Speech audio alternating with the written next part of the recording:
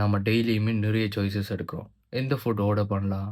எந்த app open பண்ணலாம்? எந்த வீடியோ பார்க்கலாம்? அப்படின்லாம் சொல்லி. பட் இன்ட்ரஸ்டிங்கான கொஸ்டின் என்னன்னா, இந்த சாய்ஸஸ் எல்லாம் உண்மையிலேயே நம்மளோட டிசிஷன் தானா? இல்லன்னா யாராச்சும் டிசைன் பண்ணி வச்ச டிசிஷனா? இதுதான் சாய்ஸ் ஆர்க்கிடெக்சர். அதாவது ஒரு டிசிஷன் எடுக்கிறப்போ, ஆப்ஷன்ஸ் எப்படி பிரசன்ட் பண்ணப்பட்டிருக்கிறத பொறுத்து, நம்மளோட சாய்ஸஸும் அவங்களுக்கு சாதகமா மாறும். ஃபார் எக்ஸாம்பிள் ஒரு மொபைல் ஆப் டவுன்லோட் பண்ண போனீங்கன்னு சொன்னா, ரெக்கமெண்டட், மோஸ்ட் பாப்புலர் அப்படின்னு சொல்லி டேக்ஸ் போட்டிருக்கும். நாம என்ன யோசிப்போம்? இதுதான் நல்லது போல. பட் அத விசிட் பண்ணாமயே அத டவுன்லோட் பண்ணிடுவோம். இன்னொரு எக்ஸாம்பிள், நீங்க ஒரு பிளேஸுக்கு போறீங்க. அந்த இடம் உங்களுக்கு அவ்வளோ ஒண்ணும் செட் ஆகல.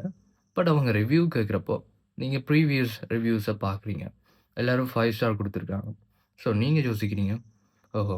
நமக்கு மட்டும் தான் செட் ஆகல போல" அப்படின்னு சொல்லி. ஸோ நீங்களுமே 5 ஸ்டார குடுத்து விடுறீங்க. ஸோ அவங்க ஆல்ரெடியே தங்களுக்கு தெரிஞ்சவங்கள வச்சு 5 ஸ்டார் ரேட்டிங் குடுத்துருப்பாங்க. ஸோ அதுக்கு பிறகு வந்த எல்லாருமே உங்கள மாரி தான் யோசிச்சு 5 ஸ்டார் குடுத்துருப்பாங்க. இதில முக்கியமான விஷயம் என்னன்னா, சாய்ஸ் ஆர்க்கிடெக்சர் நம்மள ஃபோர்ஸ் பண்ணாது. அது நம்மள கைட் பண்ணும். சின்னதா புஷ் பண்ணி நம்மள பெரிய சேஞ்சுக்கான டிசிஷன் எடுக்க வச்சுரும். ஸோ நெக்ஸ்ட் டைம் நீங்க ஏதாவது டிசிஷன் எடுக்கும்போது, ஒரு வாட்டி யோசிச்சு பாருங்க. நான் சூஸ் பண்றேனா? இல்லன்னா டிசைன் என்ன சூஸ் பண்ண வைக்குதா? அப்படின்னு சொல்லி. Good design changes behaviour without people noticing. இந்த வீடியோ பிடிச்சதுனா லைக் பண்ணுங்க, ஃப்ரெண்ட்ஸுக்குலாம் ஷேர் பண்ணுங்க. இது மாதிரி நிறைய வீடியோஸ் பார்க்கணும்னு வச்சீங்கன்னா மறக்காம ஃபாலோ பண்ணுங்க. அப்புறம் see you.